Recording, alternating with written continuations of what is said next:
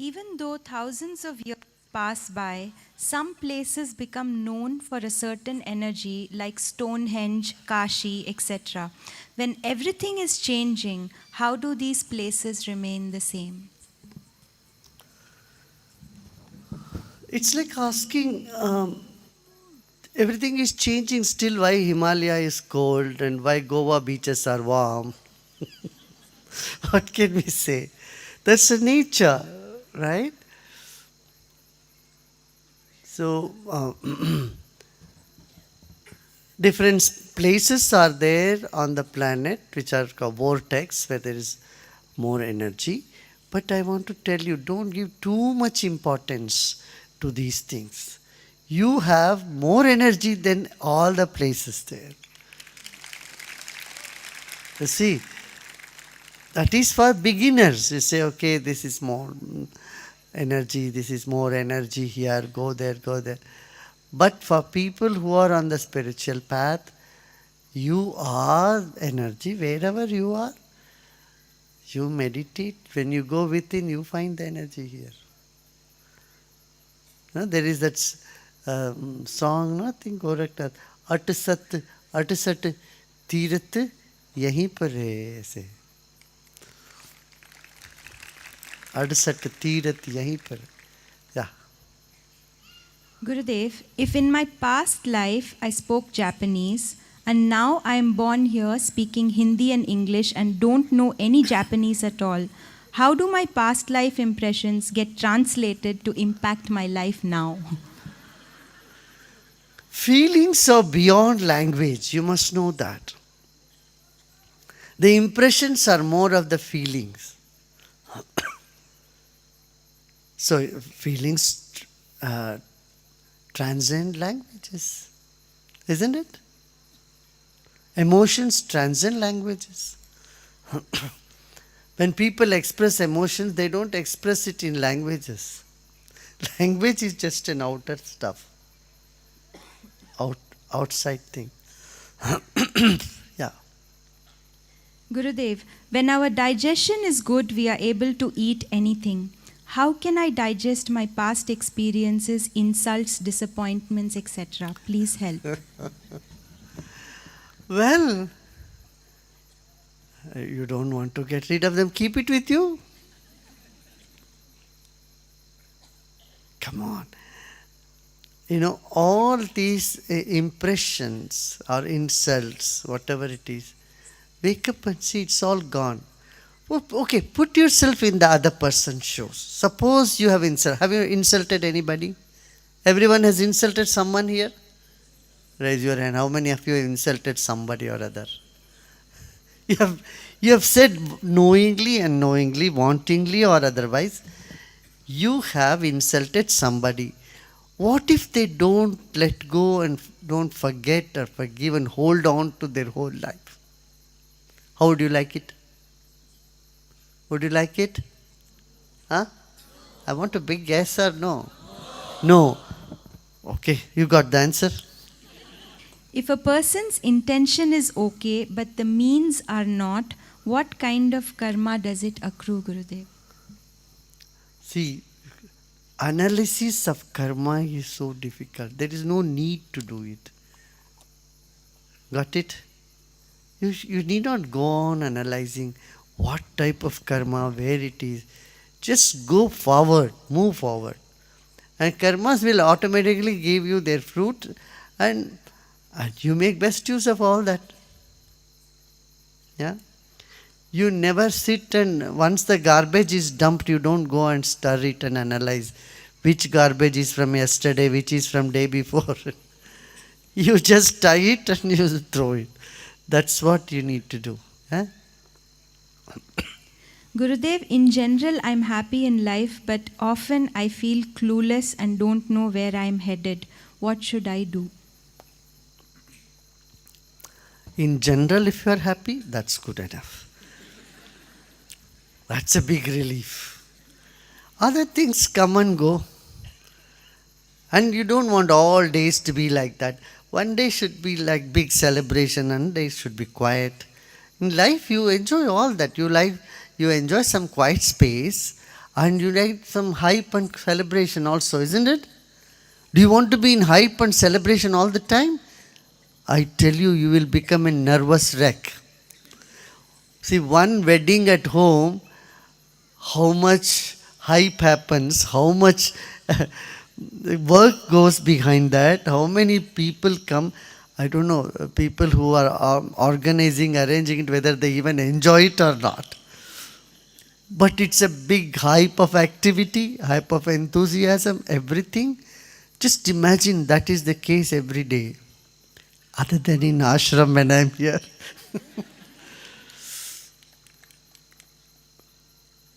You would like to say, hey, I want to have some quiet time. Isn't it? I sometimes wonder, even our ashram here, housing and other departments in the ashram, they look when Gurudev is out. We have it's going out on some tour, then we get some August 15th on that day. Some freedom of all. But that doesn't happen much. But kitchen staff, you must appreciate them. They have no holidays at all. They are cooking every day 30,000 meals. But they have enough. They do take one day, I think. No? ಏನಪ್ಪ ಅಲ್ಲ ಒಬ್ಬರಿಗೆ ಅವ್ರಿಗೆ ಯಾರಿಗೂ ರಜಾನೇ ಇರಲ್ವಾ? ಓಹೋ, weekly ಒಂದು ಕೆಲವರಿಗೆ ಮಾತ್ರ ಇರುತ್ತೋ ಇಲ್ಲ? ಒನ್ಸ್ ಇನ್ ರೊಟೇಷನ್ ಇರ್ತದೆ. ರೊಟೇಷನ್ ಇದೆಯಲ್ಲ, ಕಿಚನ್ಗೆ ರಜಾ ಇಲ್ಲ ಗೊತ್ತು. ಹಾಂ. Gurudev, sometimes we have to lie to our boss for granting leave. Is it okay to speak lies in some conditions? Well, I cannot put a signature on it and approve it. You are putting me into trouble. I leave that to you. I want to tell you a story about lies. Yeah?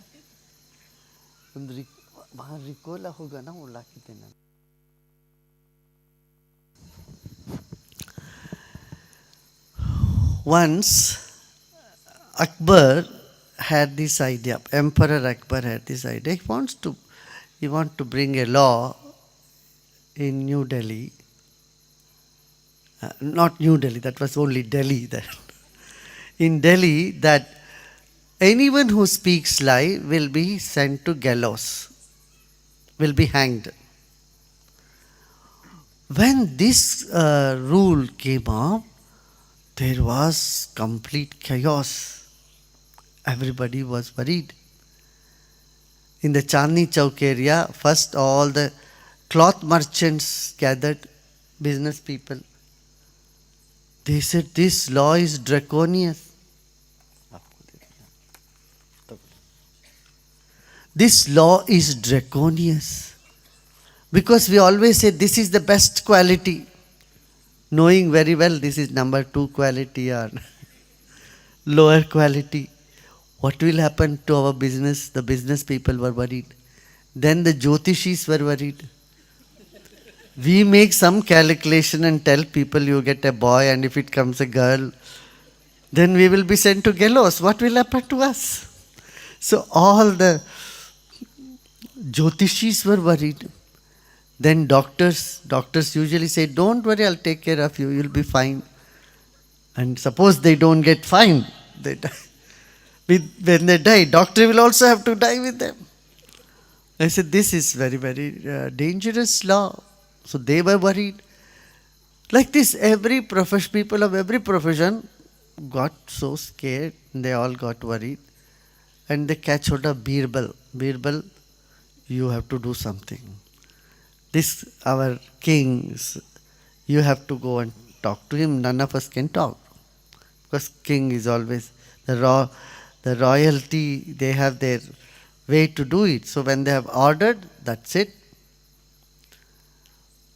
Then Birbal goes into the palace and the guards stop him. They ask him, where are you going?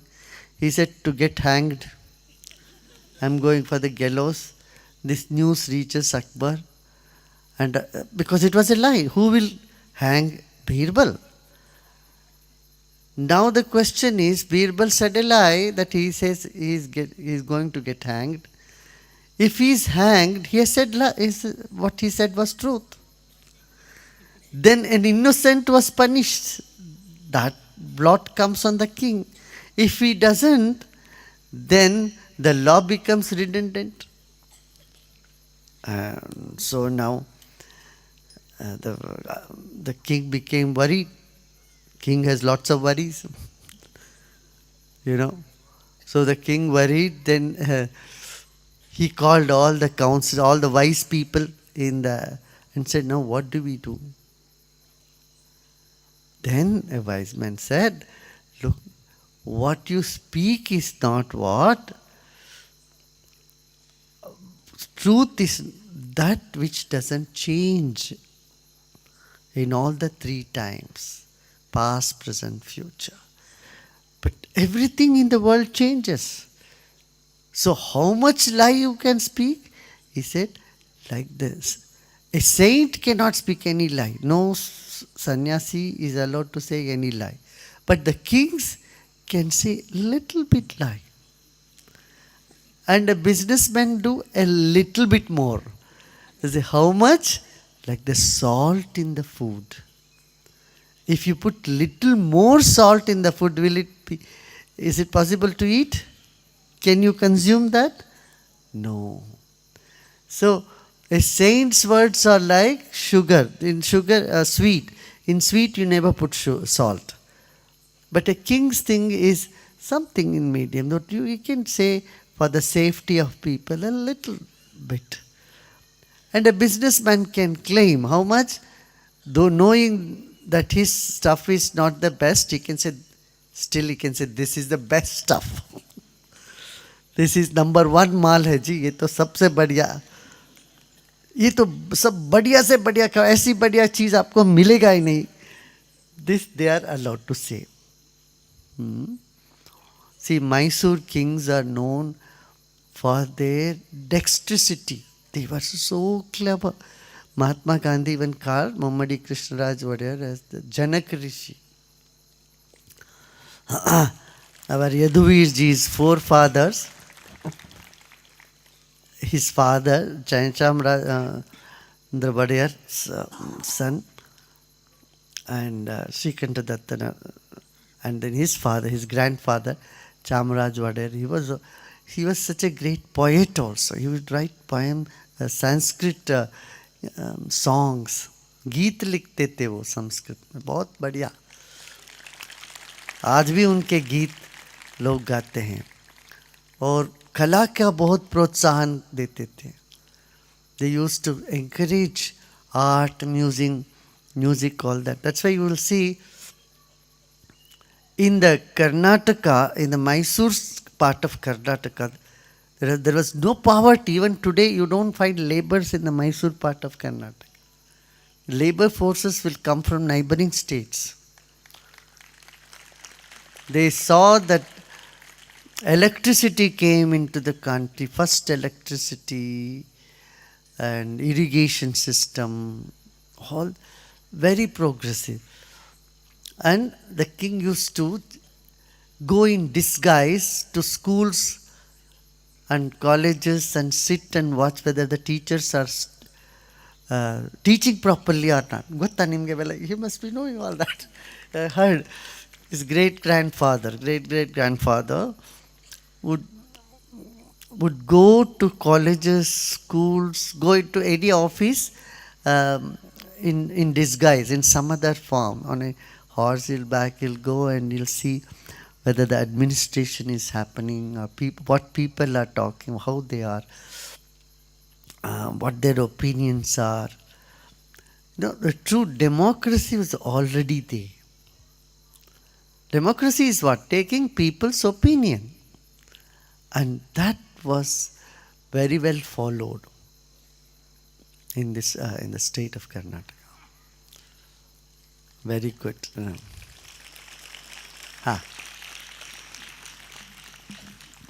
There is a DSN course of NTPC along with Sahaj. Some questions from that course. I have National Thermal Power Corporation, right? कैसे हैं आप सब लोग? Very good. people meet with so many people but accept few by a filter. The thoughts comes to us is also different for different and also reach with filtration. What is the force that drives these thoughts and selection? You can say it's an intuitive ability for people who want to select, isn't it? Or they may select through their judgment. Two things. One is you choose emotionally or intellectually. I would say both are partially correct. Intellectual judgment is not 100% correct. Because sometimes you judge people and you end up feeling that your judgment was not correct. How many of you experience this? Often we think our judgment of the past of some people have already gone flat. It was not correct. Knowing that we still hold on to our judgment, that is our foolishness. So we should always have that gap, that possibility. It is possible that my judgment could be right or wrong. The Jain philosophy says about Syatvad. Syatvad means maybe, maybe so. Yeah. Similarly, emotional decisions also, you can only say 50-50, right?